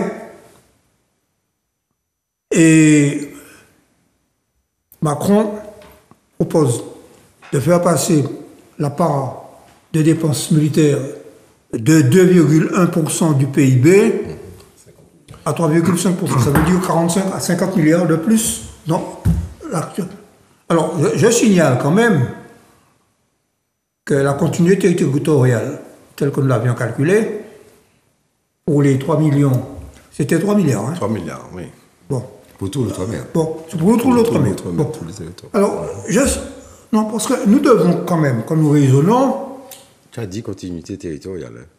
Non, mais j'ai dit continuité. Avec des guillemets.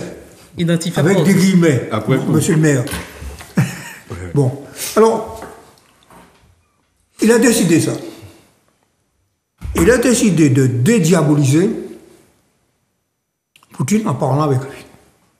Et je m'aperçois, en regardant les médias mainstream, je suppose que vous regardez comme moi, BFM TV, CNews, LCI. Non, CNews, pas vraiment. Bon. Au fait, le langage et l'attitude des soi-disant experts militaires, généraux, amiraux, etc., commence à changer. Commence à changer. Autrement dit, ils sont en train de considérer que, effectivement, il faudra que l'Ukraine ne peut pas reconquérir la Crimée, que l'Ukraine ne peut pas reconquérir le Donbass, et que la Russie est en train de récupérer la région de Kursk. Sinon, les troupes ukrainiennes ont déjà abandonné Soudja. Parce que depuis le début de cette crise, nous suivons ça de près. Nous suivons ça de près. Pour répondre à ce que disait madame. Non, mais Michel, elle a parlé. Le constat, moi, ce que je voudrais. Elle a parlé c'est ton analyse. C'est ça que je souhaite. Alors, mon analyse à l'heure actuelle. Oui. Parce que là, ce sont des éléments qui sont sur la table, on les connaît. Oui. Non, on ne les connaît pas. Ah si. Non. Enfin, tous ceux qui s'intéressent à ça. Non, ils ne sont pas. Non. Ils sont biaisés. Le langage que tu as utilisé, c'est le langage biaisé qu'utilisent les médias. Totalement. C'est votre Poutine. Alors, j'attends ton analyse, Michel. Bon, alors, je te réponds. Je te réponds. Il faut lire justice d'ailleurs là-dessus. Bon. Moi, c'est bien ce qu'il y a dedans. Bon, mais ceci dit, je te réponds en 2 mots, je ne veux pas trop monopoliser le cachant. La situation actuelle, c'est qu'il y a eu une conversation de plus de 2h30 entre Poutine et Trump, c'est quand même important. Et Trump a dit, Poutine est solide et il est très fort. Alors jusqu'ici, on disait qu'il était fou, qu'il était malade, qu'il était paranoïaque, etc. Bon. Et ce que je note, moi, c'est qu'ils ont pu obtenir un accord pour limiter la trêve aux endroits, aux infrastructures énergétiques. Et ils vont rencontrer les experts des 2 nations. Ils vont se rencontrer en Arabie Saoudite. Quelle nation? Les États-Unis et la Russie. Okay. Ils sont rencontrés. Alors, ils sont en guerre. En Arabie Saoudite, je vous fais remarquer. Les États-Unis et la Russie sont en guerre. Les experts des 2 nations, vont se rencontrer en Arabie Saoudite pour discuter d'aller plus loin vers un cessez-le-feu beaucoup plus étendu que la trêve. Bon. Mais ce que je note, moi, et j'en ai terminé, et pour répondre un peu à ce que dit madame, le changement géopolitique. Quand on connaît le rôle que l'Arabie Saoudite a joué dans la montée en puissance de l'économie américaine, notamment à travers le pétrole, l'Aramco, et que c'est l'Arabie Saoudite qui sert de contact pour négocier un conflit de haute intensité. Je note ça. Alors je pense que Macron devrait mettre son carnet à jour et ne pas vouloir imposer un prélèvement sur l'épargne des Français. 450 milliards. C'est pas ce qui a été acté et présenté. C'est pas un prélèvement obligatoire. C'est Bougla les prend. Et je termine là-dessus. L'épargne martiniquaise. C'est noir, hein? L'épargne martiniquaise. C'est 6 milliards. Et ce Bougla les prend ça. Michel, comme je ne veux pas te laissez-moi parler, trop Michel. longtemps sur ça. Hein? Laissez-moi parler. Mon sang, ou qu'à défendre l'Occident, contre les Occidentaux. En plus, il faut dire aussi que les Occidentaux font tout pour invisibiliser la fronde qui s'organise entre les nouveaux venus dans l'UE qui sont complètement en désaccord et j'ai presque envie de dire anti-Ukraine. Bien sûr. À l'exemple, par exemple, de l'Autriche, qui est connue pour sa neutralité, mais aussi pour une part de l'Italie, pour la Grèce, pour la Bulgarie, qui sont complètement désolidarisés du mouvement guérilla. L'extrême droite, bien sûr. C'est peut-être l'extrême droite, mais c'est toujours autant de territoires qui ont adhéré. Faut savoir où on va aussi. Faut savoir où on va. Je crois qu'ils mettent l'accent sur. Je crois qu'ils mettent l'accent sur où on ne veut pas aller. Mais franchement. Fini. Est-ce que l'on peut faire ça à Trump, à Viktor Orban, mais c'est justement au président de la Slovaquie. C'est justement ce genre de réflexion manichéenne-là qui nous induit en erreur, parce que être pro-Ukraine n'est pas forcément être contre Poutine, et un discours comme Maranskis, qui est, si je ne me trompe pas, Premier ministre de la Grèce, mais l'incarne forcément. Je veux dire, il ne donne pas pour autant la main à Orban, mais se souvient justement de leur accointance en termes de dépendance énergétique, en termes de dépendance alimentaire avec la Russie, pour pouvoir exprimer plus la cohésion, la solidarité et les intérêts territoriaux, plutôt que de porter son secours soit à l'Ukraine, soit à Vladimir Poutine. Il y a quand même des alliances, il y a quand même des liaisons en termes énergétiques qui sont prépondérantes à des guerres idéologiques. Il n'est pas question ici de prendre parti, mais d'avoir une lecture nuancée des intérêts qui engage des pôles, dont celui de l'Europe, qui est fracturé et que médiatiquement, on fait un effort manifeste pour invisibiliser cette fronde qui est menée. C'est tout. Maintenant, s'il s'agit d'être pro-Trump ou pro-Poutine, ça n'est pas la question. Le principe de réalité nous le rappelle. Alors, j'aimerais bien entendre votre point de vue. Mathieu, Didier, alors... Non, bon, on va rappeler quand même que ce qui a été demandé, si on retourne à la genèse, c'est que vrai. Est-ce que ça aboutira ou non? Moi, je ne sais pas. Parce que là, je vois certaines personnes dire qu'il y aura pendant 30 jours, il n'y aura pas de bombardement, notamment sur tout ce qui est énergétique. Je ne suis pas sûr. Parce qu'on voit que dès le lendemain, et d'ailleurs, il y a eu beaucoup d'infrastructures qui ont été bombardées tout de suite par la Russie, énergétique. De surcroît, ça avantage. Pour moi, ça avantage davantage la Russie, notamment le fait qu'il n'y ait pas de bombardement aérien en ce moment. Parce que, pourquoi? L'Ukraine a déjà relié quasiment l'ensemble de ces lieux de production d'énergie qui ont été bombardés. Ils sont alimentés actuellement par l'Europe. Donc, ce qui fait, honnêtement, qu'ils n'ont pratiquement aucune centrale qui est reliée, qui fonctionne directement et qui alimente l'ensemble de la population. Sinon, très peu. Par contre, la Russie a souffert énormément des bombardements aériens, notamment sur tous ces lieux de production d'énergie, mais surtout aussi tous les lieux qu'ils servent, où on trouve tous les lieux de stockage de pétrole, qu'ils servent bien sûr à alimenter l'ensemble. Oui, Michel, d'accord, mais c'est une réalité. C'est une réalité. Non, mais Michel, d'accord, c'est une réalité. Michel, la propagande occidentale aussi. Ça me fait penser à l'époque de l'Union soviétique, ça, mon vieux. D'accord, mais c'est la propagande occidentale aussi qui fait que Poutine est au pouvoir depuis Jacques Chirac. En tout cas, moi, je le connais au pouvoir depuis Jacques Chirac. Et que lui, il a le temps pour lui. C'est de la propagande occidentale aussi. Qui fait que l'ensemble de ses opposants disparaissent, meurent et n'existent plus. C'est la propagande occidentale aussi. Tu as raison. C'est une réalité.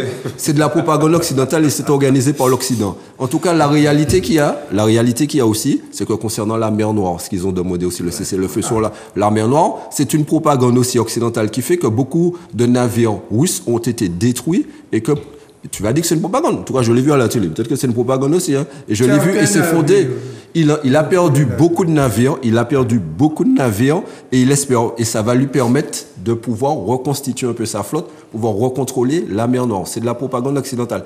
Non, ce que je veux dire surtout, c'est que l'une des mesures que demande Trump, que demande Poutine, pour pouvoir aller très vite, parce que je sais qu'on n'a pas beaucoup de temps, c'est le fait qu'on arrête de fournir de l'armement, que ce soit les États-Unis, que ce soit l'Europe, à l'Ukraine. Et là, pour moi, il semble y avoir un vrai blocage à ce niveau-là.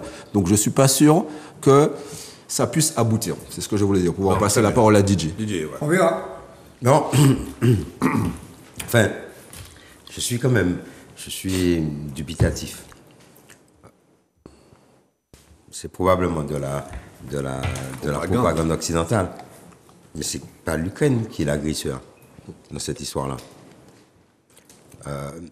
C'est pas faute d'avoir rappelé ça à Michel, là, à longueur d'émission. Hein. Il faut qu'on fasse attention. Dans nos analyses, il y a des enjeux énergétiques, il y a des enjeux de développement, il y a des enjeux de contrôle de ressources pour permettre un développement, pour asseoir une puissance. Il y a aussi des enjeux de politique locale très forte, ici et là. Mais il faut qu'on fasse attention que sur lequel de tous ces enjeux-là, on ne sacrifie pas, tout simplement, les principes fondamentaux de la démocratie. Les principes de base de la démocratie. Pour moi, les deux là vont dans le même sac. Les deux vont dans le même sac. Tu parles de Trump et Poutine. Ben oui. Ouais. C'est d'ailleurs pour ça qu'ils avaient à discuter à s'entendre. Évidemment. Ils vont dans le même sac. La loi du plus fort. La loi du plus fort. Oh, mais oui, c'est la loi du plus fort. L'Occident, la France, Faut expliquer ça, France Marco. quand elle a fait la guerre d'Algérie, oui, il faut la que guerre Macron- d'Indochine, c'est pas la loi du fort. Donc, Michel, comme la France a fait la guerre d'Indochine, comme la France a fait la guerre d'Algérie, L'Irak. comme les États-Unis ont fait la guerre en Irak en nous faisant croire qu'il y avait des armes de des armes de destruction massive et des armes chimiques et Mais oui, que monsieur. que Saddam Hussein était sur le point de faire la bombe atomique. Comme tout ça a eu lieu, eh bien, continuons. Eh bien, renforçons, eh bien, poursuivons et en même temps, défendons les principes de la démocratie et surtout, défendons le droit des peuples à disposer d'eux-mêmes. Ah. Tu vois bien qu'il y a un truc qui ne va pas. Il y a un truc qui ne va pas. Je ne peux pas être d'accord avec toutes les argumentations, toutes les explications, tous les enjeux, y compris Macron issu de la politique locale. Hein. Faut pas croire. Hein. Il est sur de la politique locale. Ah bon? Orban aussi, Trump aussi. Tout le monde est sur ses intérêts. Mais sur la base de ces enjeux-là, de ces intérêts-là, on sacrifie des peuples. On sacrifie des gens. Parce que derrière, c'est des gens. Quand tu fais la guerre, tu regardes ça à la télé, tu pilotes. Souviens-toi quand les États-Unis ont arrêté Ben Laden. Souviens-toi quand les États-Unis ont arrêté Ben Laden. Obama. Tu regardes ça à la télé, mais derrière, c'est des gens. C'est des gens qui souffrent, c'est des peuples qui souffrent. C'est des enfants qui souffrent, des femmes qui souffrent, des hommes qui souffrent, qui voient leur vie basculer du jour au lendemain. Et c'est pour ça que je pose la question, qui a agressé qui? Me semble-t-il. C'est la Russie qui, au nom de beaucoup de principes, a agressé l'Ukraine. Et donc aujourd'hui, dit on va faire un cessez-le-feu, dont on sait que les cessez-le-feu sont plus ou moins respectés. On va faire un cessez-le-feu et on va figer les positions. En fait, en réalité, c'est ce qu'on veut faire là. On va figer les positions. Donc, ce qui est acquis, et pour le reste, on va discuter. Et en plus, le faire sans le principal concerné, je trouve ça un peu fort de café. Et ça me renvoie à un boulevard qui est régulièrement le théâtre des émeutes urbaines sur le territoire de Fort-de-France. Ça me renvoie à Maurice Bishop. Ah. Tu comprends? Et je n'oublie jamais que on est les plus petits. Très bien. Karine, alors. Eh bien, tu as pensé à moi. Non. Je pense toujours à toi. Non. Tu me fais des reproches qui sont infondés. Voilà, tout de suite, ce n'est pas un reproche, voilà, c'est une boutade. Et un constat.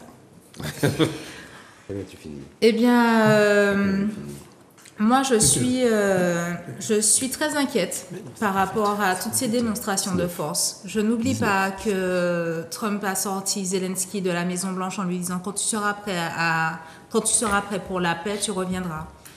Ce qui est particulièrement humiliant. quand on voit que le destin des Ukrainiens est entre les mains de personnes qui ne sont pas concernées directement par le sort par leur sort et qui ne sont pas non plus inquiétés par leur sort, j'en veux pour preuve la façon dont Donald Trump a de traiter la situation.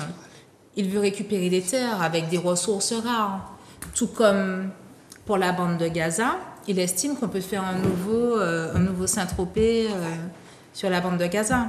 Donc, le souci... La Riviera. La Riviera. Ils ont même fait une vidéo avec de l'intelligence artificielle pour que ça ressemble à Miami, un mix entre Miami et Saint-Tropez. Donc oui, c'est un problème. Et malheureusement, ce qui se pose, c'est que entre Trump, qui veut récupérer des ressources naturelles rares en Ukraine, Vladimir Poutine, qui tient au territoire qu'il a déjà annexé, et puis au fait que l'Union européenne soit en train de lâcher prise, parce que l'Union européenne se sent aussi menacée par Vladimir Poutine, eh bien en fait, tout concourt à l'humiliation.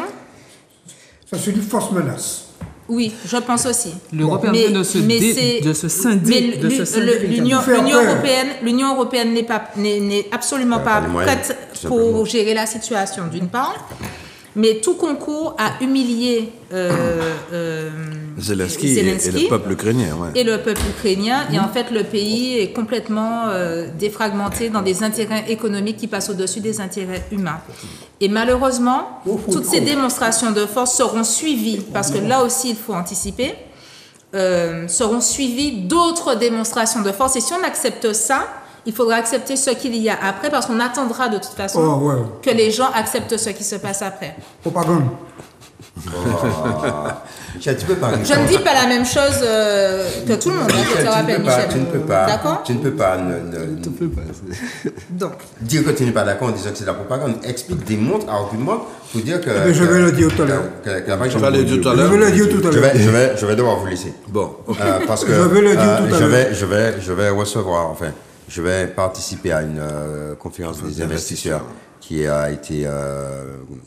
Après la mairie de Fort-de-France. La mairie de Fort-de-France, oui. Je vais participer à une conférence des investisseurs qui a été organisée à la mairie de Fort-de-France, où il y a 300 personnes qui se sont inscrites pour participer, donc 300 investisseurs potentiels, et où Action Logement, l'ADEAL, ces différentes antennes vont expliquer les accompagnements, les aides et les possibilités de financement pour les investissements sur le territoire de Fort-de-France. Ce n'est jamais que la deuxième qui est organisée en un mois. Et pour le coup, ça fait à peu près 500 personnes qui s'intéressent à la possibilité d'investir sur Fort-de-France. Donc, je vais devoir y aller. Ouais. Ok, bien, parfait. C'est important, effectivement. J'ai vu le programme, Action Logement, l'ADL, etc. J'ai vu ça. L'ANA et... L'ANA, ouais. Très bien. Donc, on va continuer sans toi. Karine, tu vas terminer ou pas? Elle n'est pas finie. Oui. Je suis ravie pour la ville de Fort-de-France. Il faudra entreprendre la même chose pour le reste de la Martinique. Hein. J'ai déposé ça là. Mais Karine, je suis maire de Fort-de-France. Juste maire de Fort-de-France, c'est ça. Non, mais ça ne s'adressait pas à toi, voyons. Bon travail. Tu veux voter? Non, j'entends seulement. Donne ça à madame. Et donc, pour en revenir à ce qui se passe actuellement dans les démonstrations de force dans le monde entier, il faut se préparer aussi parce que malheureusement, Trump a décidé d'avoir il s'est senti investi d'un esprit de conquérant. Et malheureusement, la suite, il faudra s'y attendre. Il voudra entreprendre des initiatives similaires de démonstration de force pour acquérir le Canada, le Groenland et peut-être un jour la Caraïbe, on ne sait pas. Donc, il faut aussi canaliser les choses et que l'Europe aussi se prépare. Parce que l'Europe est encore en train de vivre son traumatisme de la Deuxième Guerre mondiale et l'Europe n'a pas encore visualisé que Trump n'est pas sur ça. Et là où on discute de plein de choses, mais en fait, on n'est pas sur les mêmes rapports de force. Ouais. Mais est-ce que vous croyez au cessez-le-feu, compte tenu des exigences de Poutine? Poutine dit quoi? Poutine dit démilitarisation de l'Ukraine. Le mot est compliqué. Hein? Démilitarisation. C'est ce qu'il avait annoncé dès le début. Oui. Qu'il n'y ait plus d'aide avancée par l'Europe et par les États-Unis. Par l'OTAN. À l'Ukraine. Non, mais pas par les États-Unis également. Pas de renseignements, etc. Toutes choses que Vladimir Zelensky ne peut pas accepter. Tout ce que Poutine n'a jamais respecté. Il n'a jamais respecté. Il n'a jamais respecté de Minsk. En Moldavie, il avait promis de se retirer, de rester là. Ils occupent toujours une partie de la Moldavie. Comment imaginer que le peuple ukrainien accepte effectivement ce cessez-le-feu sur cette base-là? C'est la question que je me pose. Ils ne vont jamais accepter. Ça veut dire qu'ils se mettent entre les mains de Poutine. Or, on ne peut pas faire confiance à Poutine. Michel. Bon, je réponds d'abord qu'après la conversation de 2h30 entre Trump et Poutine, donc on finit par, d'ailleurs, au fur et à mesure, par apprendre un petit peu ce qui s'est dit en analysant les réactions des deux côtés, aussi bien du côté des collaborateurs de Trump que des soutiens de Poutine. Bon. Mais ce qui est important, c'est qu'il y a eu aussi, le lendemain, une conversation d'1 heure entre Trump et Zelensky. Donc, par conséquent, quand on dit que les choses se passent en écartant l'Ukraine, c'est pas vrai. Ce n'est pas vrai. Bon. Par ailleurs, il va y avoir des conversations en Arabie Saoudite. Moi, je ne sais pas je ne suis pas plus ukrainien que les Ukrainiens. Ce que les Ukrainiens acceptaient. Bon, ce que je note, moi, c'est que il y a des sondages qui montrent qu'une partie de l'opinion publique en Ukraine est prête à sacrifier un certain nombre de territoires conquis par les Russes. Par conséquent, la question de savoir quelle sera l'ampleur des concessions qui sera faite par l'Ukraine dans le cadre de ce cessez-le-feu et de cette avancée vers la paix, nous ne le savons pas. Ce qu'on sait, c'est que les moyens utilisés de pression utilisés par Trump sont des moyens considérables. Vous ne voulez pas accepter la trêve, eh bien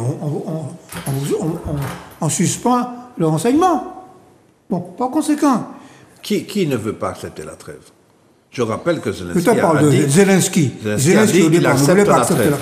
Mais il n'acceptera pas, évidemment, les exigences de Zelensky, le Zelensky ne voulait pas accepter la trêve. Il voulait pas Trump a utilisé cette arme. Bon, après il a changé. Après il a changé. Bon, par conséquent, ce que je veux dire, c'est que nous ne savons pas, au bout de ce processus, quelle sera l'ampleur des concessions qui seront faites par l'Ukraine. Par contre, ce que nous voyons, c'est que tout ce processus pour arriver à la paix. C'est ça qui est important. Mais est-ce que tu actes? Bon. Non, et non, enfin, mais Michel, je termine. C'est incroyable. La défense de l'Occident. Je t'en prie. C'est incroyable, hein? Je t'en prie. Mais oui, mais c'est le vieil anticommunisme, qu'est-ce que je te dis? C'est le bon vieux anti. Tous les anciens. On voit défiler à la télévision. Une question, Michel. Bernard Guetta, Cocteau, tous les vieux anticommunistes, anti-soviétiques qui viennent défiler contre Poutine. Bon, ce que je note, moi, le Sud global soutient Poutine. Les BRICS soutiennent Poutine. L'Afrique du Sud soutient Poutine. L'Afrique soutient Poutine. Tu comprends? On ne parle pas de cela. On ne parle que de la vieille Europe décatie. Voilà. La lecture d'un complexité et une nuance véritablement sur le plan géopolitique, dans le sens où on ne peut pas opposer. Encore une fois, on va Dans ce contexte de propagande intense des deux côtés, je signale, on a de la propagande occidentale comme on a de la propagande anti-occidentale. On a tendance à oublier que c'est une guerre, c'est un conflit qui est en train de se dérouler. Donc, forcément, nous sommes sous la pluie de propagande d'une part et d'autre qui vont flouter et empêcher un parti pris raisonnable, j'ai envie de dire. Et on voit bien au fur et à mesure du déroulement de ce conflit que les partis en présence sont complètement mobiles. Je veux dire, ignorer la généalogie factuelle des accords de Minsk et de l'implication de l'OTAN dans le déclenchement de ce conflit-là va nous mener dans une lecture qui ne sera pas raisonnable. De la même façon, aujourd'hui, voir que l'OTAN, dans son poids et dans le poids américain, a changé, ne peut que changer avec l'avènement de Poutine au pouvoir aux US. Le poids de l'OTAN et l'orientation de guerre de l'OTAN a changé et impacte. Ça ne peut pas non plus être ignoré et ça ne nous donne aucune garantie, aucune certitude, aucun poids sérieux sur un parti pris. Encore une fois, quand on voit et qu'on identifie le jeu médiatique qui, on va dire, met la lumière sur certains éléments des partis pris et, comme je l'ai dit tout à l'heure, enlève par exemple la fronde organisée au sein même de l'Europe, ça ne peut que biaiser des lectures géopolitiques qui vont nous conduire en rien en vérité. Oui, mais alors moi ce que je veux dire notamment à Michel, c'est que moi je considère que il y a un pays qui est agressé, un pays souverain, qui a un parlement, qui a un président, qui a des institutions qui fonctionnent. Et ce pays est attaqué par un autre pays. Quelles que soient les raisons évoquées, elles sont mauvaises. Et c'est une question de démocratie. Le peuple ukrainien ne veut pas être vassalisé par la Russie. La preuve, c'est que le peuple ukrainien se bat pour garder son identité propre, sa nationalité, ses institutions, etc. Je ne suis pas un suppôt de l'Occident. Je suis aujourd'hui un autonomiste convaincu de mon petit pays, la Martinique, qui veut... L'autonomie, c'est pas le socialisme. Non. Qui veut, effectivement, sortir du joug de l'État français, qui, et j'en suis convaincu, est un État impérialiste et colonialiste au fond de lui-même. Donc je ne veux pas qu'on me considère comme étant un suppôt de l'Occident. Donc ce que je dis simplement, aujourd'hui, nous avons un peuple, le peuple ukrainien, qui a besoin de sa souveraineté et on ne peut pas la lui disputer. C'est ce que je dis essentiellement pour clarifier ma position. Voilà. Moi, je voudrais juste rajouter quelque chose. Je ne vais pas revenir sur le débat, sur cette partie-là, mais sur une partie où Michel a parlé de l'épargne. Des gens l'épargne. L'épargne notre épargne qui va être ponctionnée, etc. Je veux dire que pour l'instant, c'est pas ça ce qui se produit. Pour l'instant, c'est pas notre épargne qui sera fonctionnée. Pour l'instant, c'est un fonds d'investissement qui va être créé de 450 millions d'euros. Michel, laisse-moi m'exprimer, tu t'exprimes. C'est un fonds d'investissement. Ce que je voulais te dire, c'est ce qui a été présenté aujourd'hui. C'est un fonds d'investissement de 450 millions d'euros qui va être créé, où minimum, on demande à chacun qui voudra participer à ce fonds d'investissement-là de mettre 500 € dessus. Seul hic, pour l'instant, on n'annonce pas quel sera son taux d'intérêt rémunérateur. Vraisemblablement, il sera fixe, pas fixe. Il ne sera pas comme le livret A de 2,1% à peu près, etc. Donc, ce qui fait qu'il y a un gros flou là-dessus, qui servira à financer des entreprises pour l'armement. Rappelons que la France est le deuxième pays qui vend des armes au monde. On dit que quand on crée un emploi dans l'industrie de l'armement, il y en a 3 après derrière de services qui sont créés en France. Ce sont des chiffres qui sont avancés. Je n'ai pas le montant. Est-ce qu'elle appelait le complexe militaro-industriel? Oui, mais c'est une réalité. Oui, je l'ai pas nié. C'est une réalité que je suis en train d'avancer. C'est une réalité que je suis en train d'avancer. Mais simplement, comme on a dit qu'on va prendre l'épargne des gens, etc., je veux dire que pour l'instant, c'est totalement faux. Non. Bien, pas alors, exactement ça. On va s'arrêter là, sur ce sujet tout au moins, parce que la lumière verte est déjà allumée. Pour traiter pour traiter la retraite à 64 ans qui est disputée notamment par les syndicats et un certain nombre de partis politiques qui veulent revenir à 62 ans. J'ai l'impression que c'est un totem. Bayrou, à mon avis, a commis une maladresse verbale en disant que la retraite à 62 ans, c'est non. Il a été suivi par sa ministre des Comptes publics, Elisabeth Borne, tient le même langage, alors même qu'il y a un conclave qui se réunit avec tous les partenaires, de telle sorte qu'on puisse décider de ce que l'on fait, quelles sont les propositions à faire, etc. Karine, c'est à toi. Comment ça marche? J'essaie de me On a vu ça. Merci de bien vouloir me donner la parole. N'oublions pas que cette réforme de la retraite, enfin des retraites, est passée à coup de 49.3. À l'encontre d'une mobilisation et d'une démonstration populaire de désaccord avec la démarche. Et nous n'oublions pas non plus que 25% des travailleurs décèdent avant d'arriver à un âge de la retraite. Est-il raisonnable, sans compter les problématiques locales, mais je vais laisser cette partie-là à Michel parce que je sais que ça le tient à cœur, mais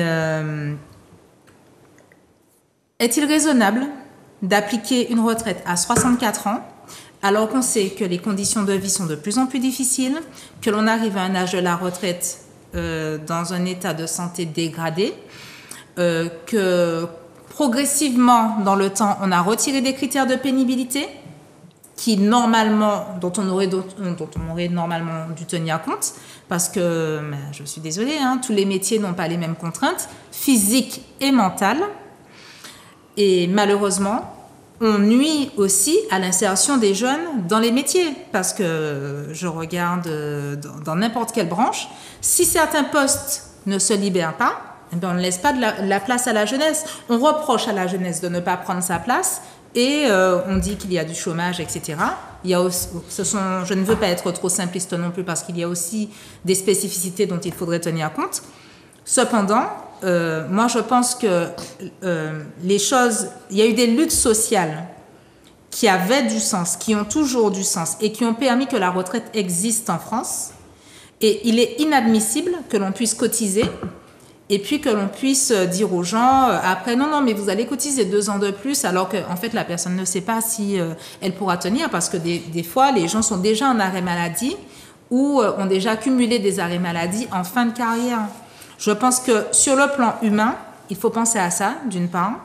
D'autre part, je ne suis pas sûre que ça rapporte énormément à la France parce que vous allez bien voir, enfin moi j'aurais bien aimé savoir ce que rapporte le fait de conserver les cotisations des personnes qui sont décédées avant l'âge de la retraite.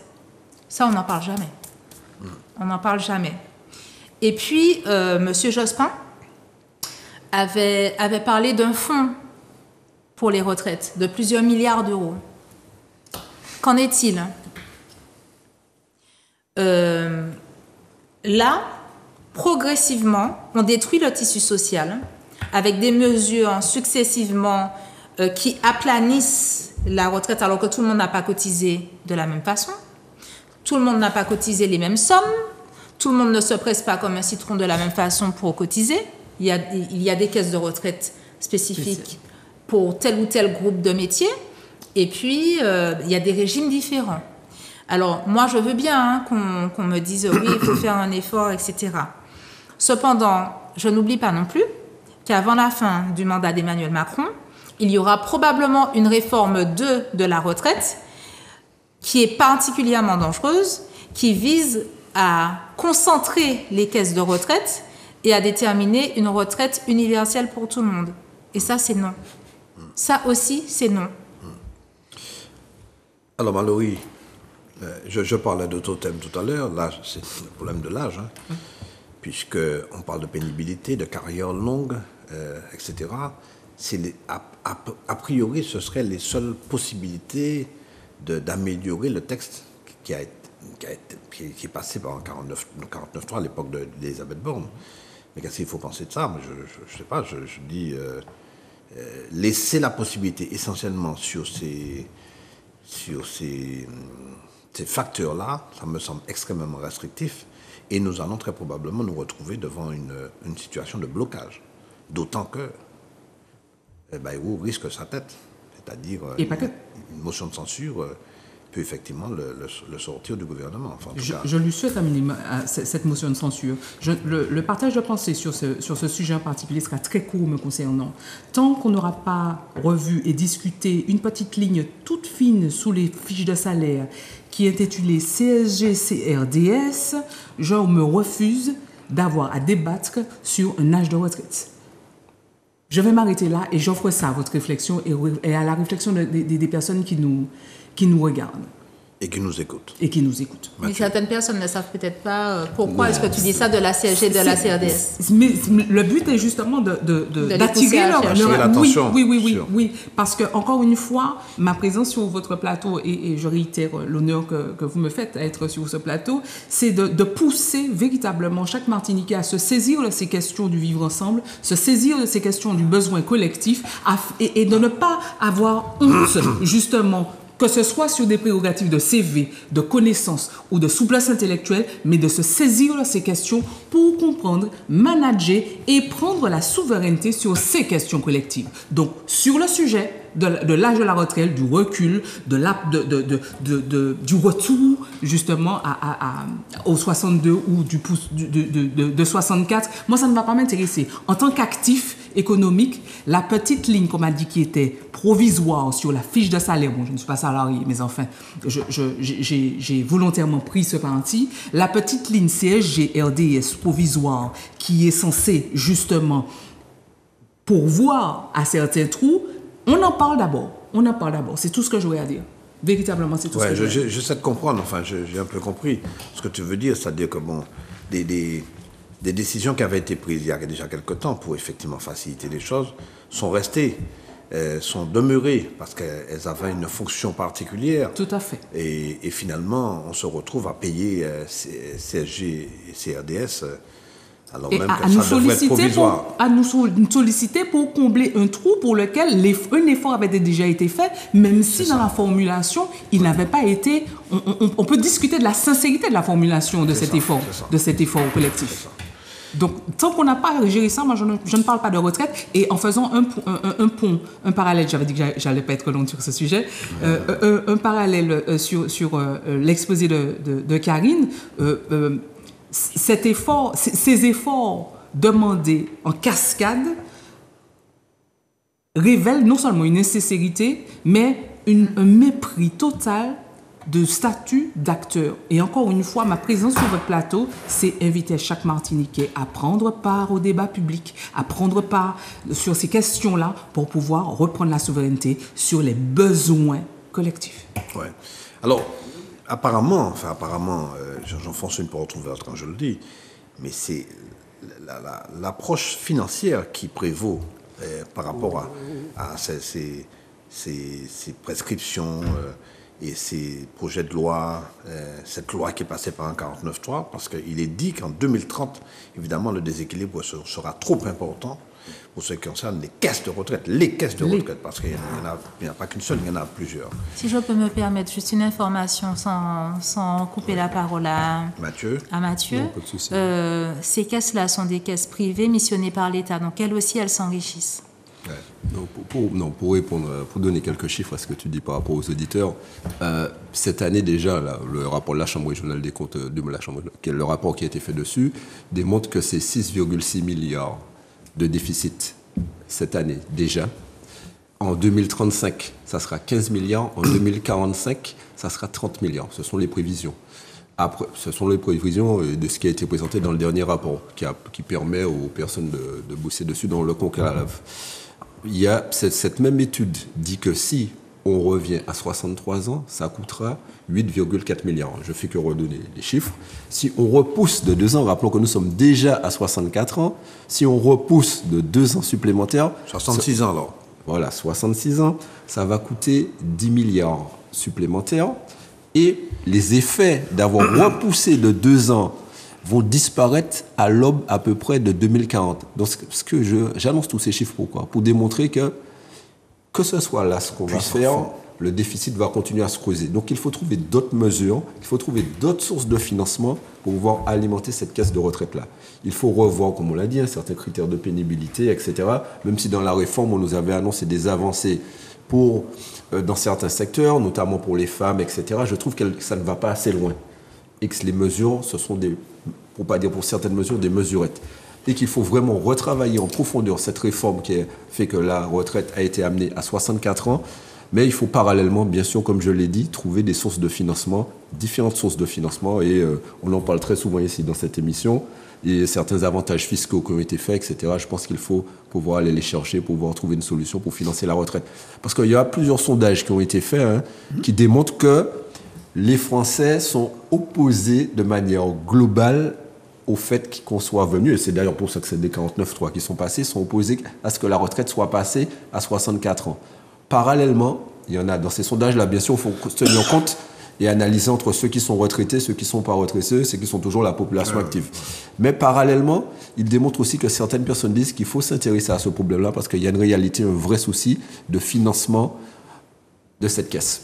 Alors, je vais être très court, parce que comme je sais qu'il n'y reste pas beaucoup de temps. Alors Michel, le problème n'est peut-être pas le même pour la Martinique. Les gens ne souhaitent pas forcément je voulais juste rajouter, avant que Michel parle, non, je voulais juste rajouter pour dire ce que tu es en train de dire, qu'en Martinique, des personnes en âge de pouvoir percevoir la retraite, c'est 24%. Contrairement à l'Hexagone, c'est 40%. C'est tout ce que je voulais dire. Ouais. Alors justement, je rebondis sur ce qu'a dit madame, sur le fait que les Martiniquais doivent s'intéresser à cette question. Parce que, d'abord, je reviens sur quelque chose que nous avons déjà dit souvent ici, c'est que lors de ce débat sur les retraites au Parlement, il n'y avait aucun élément dans le rapport du corps sur la situation des départements d'outre-mer, et particulièrement de la Martinique. Bon. Nous nous honorons au journal Justice, d'abord en utilisant les chiffres de la Réunion, et ensuite on a pu dégoter quelques chiffres de l'INSEE, de démontrer la situation spécifique de la Martinique. En gros, on part à la retraite plus tard parce que on a moins cotisé. Donc pour avoir une retraite complète, on travaille beaucoup plus. Bon, ça c'est une situation. On a un niveau de retraite plus bas qu'en France. Et surtout, nous avons une situation de chômage. Je parle du privé, bien sûr, du secteur privé. Le secteur public a pu obtenir un certain nombre de garanties, quand même. Bon. La fonction publique a obtenu des bonifications d'années qui font qu'elle est relativement à l'abri. Ouais. Mais en ce qui concerne le secteur privé, le poids du chômage pèse sur le niveau des salaires et le niveau des salaires pèse sur le niveau des retraites. Par conséquent, à la fin du débat avec Elisabeth Borne, Olivier Dussopt, le ministre de l'État, avait été obligé de promettre, on ne me rappelle plus à quel député, je ne me rappelle plus lequel, je crois que c'était Marcelin Nadeau, de demander au corps, le comité d'orientation des retraites, un rapport spécifique sur l'outre-mer. Donc c'est la première chose que nous devons faire. La deuxième chose, c'est que la CGT et les forces ouvrières se sont retirés du fameux conclave. Alors le conclave, c'est un terme religieux. Bien sûr. Bon. Oui. C'est un terme religieux. Alors je n'ai rien contre la religion. Mais un conclave... C'était un peu surprenant quand même. C'est quand on enferme les cardinaux dans une pièce pour élire un pape. Et ils ne ressortent que s'ils ont élu un pape. La fameuse fumée blanche. Fumée blanche, c'est ce que j'avais dit. Et bon.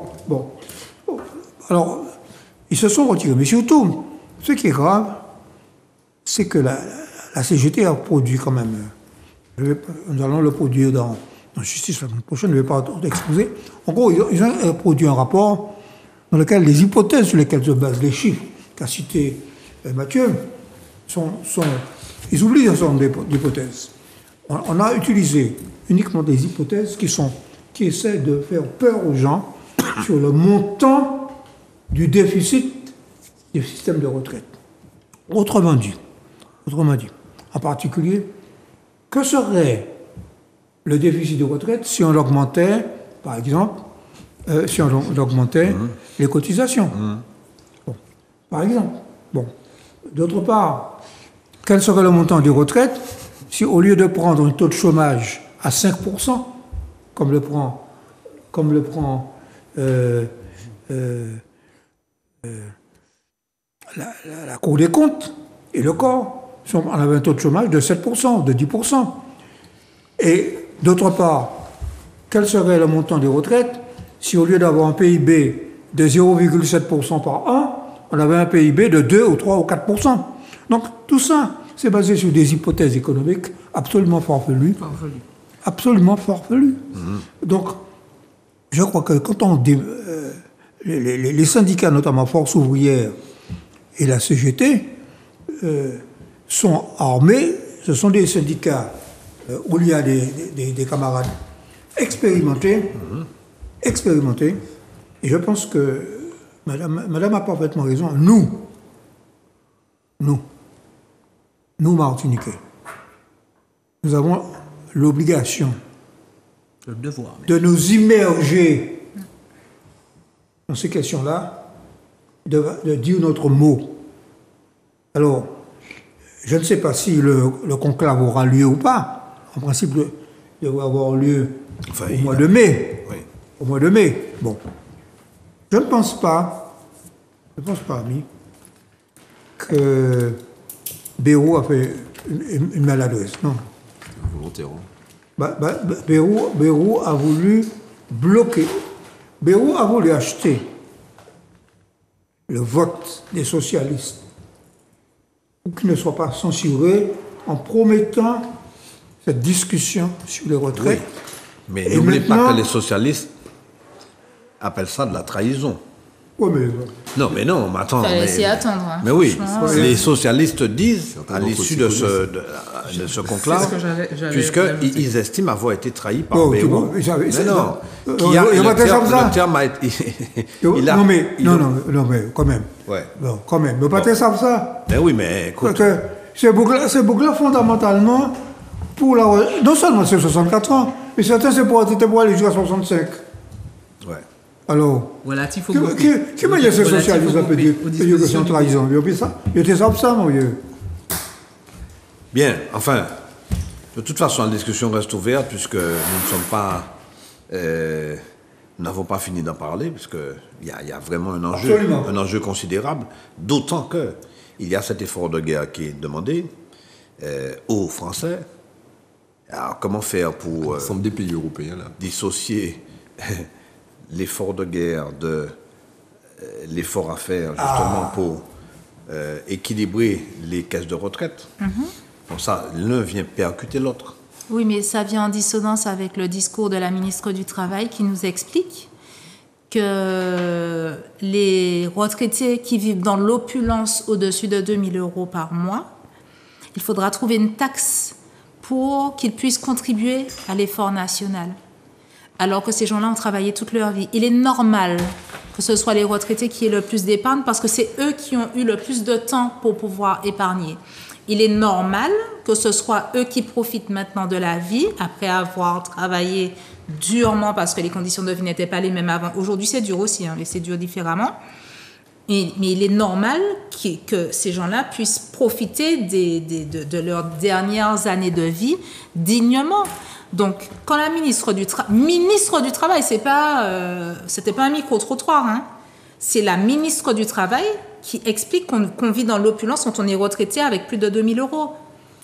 Posons-nous les bonnes questions. Il ne faut pas oublier que les retraités ont toujours été dans le collimateur des gouvernements, et notamment des gouvernements de Macron. Oui, mais les pensions de retraite ne sont pas des privilèges, ce sont des dus. Rappelle-toi. Parce que les gens cotisent. Nous sommes bien d'accord. Je suis un retraité, personnellement. Ah bon? Le chanceux. Je suis un retraité. Mais n'oubliez pas que Macron avait très rapidement imposé une augmentation de la CSG sur les retraites de plus de 1 200 €. On y vient. Oui, on en parle de la retraite. Donc, Mallory, toi qui parlais effectivement de cette fameuse CSG, c'est pour ça que une augmentation. L'interrogation. Mais tout à fait. Donc, les retraités, mais en plus, de mon point de vue, c'est extrêmement périlleux. Parce qu'il ne faut pas oublier que ce sont les retraités qui votent plus que les jeunes, en tout ça, cas les actifs. Du point de vue électoral, effectivement. Du point de vue électoral, donc forcément... Et sans les retraités, beaucoup de jeunes qui sont au chômage ne pourraient... Ce sont les retraités qui font vivre beaucoup de jeunes. Bien souvent. Plus de 50% des jeunes de moins de 24 ans sont au chômage, à Martinique. Ben écoutez, chers amis, je pense qu'il ne faut pas que nous abordions les autres thèmes. Il y avait encore 2 thèmes qui nous concernaient ce soir. En l'occurrence, les difficultés du transport, c'est important, mais il faudrait qu'effectivement nous puissions aborder ces sujets-là dans une autre émission. Et puis le surendettement des ménages de la Martinique, ça aussi c'est très important. Sujet capital. Capital, parce que ça nous donne un aperçu de la situation sociale et économique de notre pays. Absolument. Donc je vous propose qu'on s'arrête là. Chers téléspectateurs, j'espère que Grégory m'a entendu. Chers téléspectateurs, ce sera la fin de cette émission. Et je vous promets que nous aborderons ces 2 thématiques, à savoir le surendettement des ménages et puis le problème du transport en Martinique, parce que ce sont des problèmes qui sont extrêmement importants. Voilà. Merci beaucoup pour votre écoute. Et puis je vous dis à la semaine prochaine.